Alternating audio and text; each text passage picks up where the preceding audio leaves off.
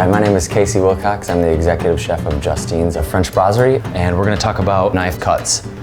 We'll start with how you grip a knife. We'll hold the knife above the heel with our thumb and forefinger and kind of a pinch, and you wrap your fingers around it gently and you keep a soft grip so that you can have control of the blade. In order to kind of maximize that length and to slide things on it, we'll use the rocking method. We'll start with the tip of the knife on the cutting board and we'll roll through the whole edge of the knife slowly until the heel hits the cutting board. To protect our fingers, we'll grab the food firmly but curl our fingers away from the blade. We'll even use our fingernail to protect our fingertip when we're cutting smaller things.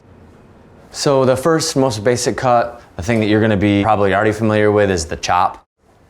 It's a rougher, larger cut where we're not so concerned about the uniformity of things. So I'm gonna show you how to do baton and matchstick. First we'll cut planks and then turn them on their side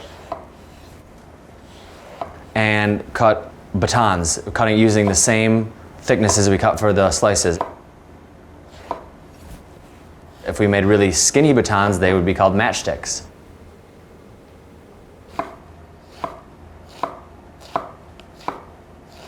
Another common cut that you've definitely heard of is the julienne. An apple is an easy thing to julienne. It's already the right size and easy to cut.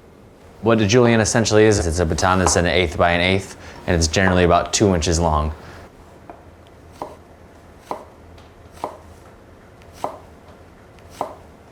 Another thing that we would julienne very often is herbs or leafy greens. And there's a little trick.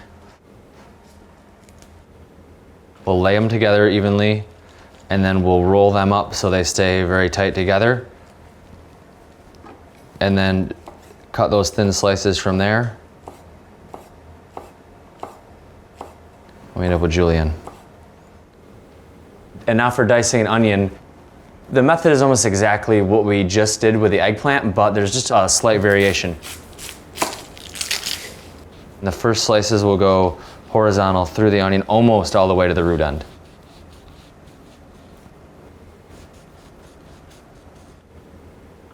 Now the same width across the top, straight down through, once again not going all the way to that root end. And lastly, the same cut one more time, straight through all the cuts we've already made.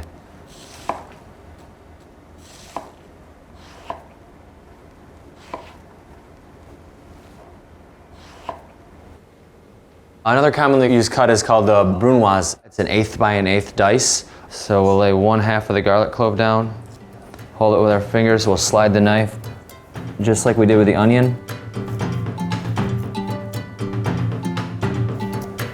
Slice the long way, again like the onion.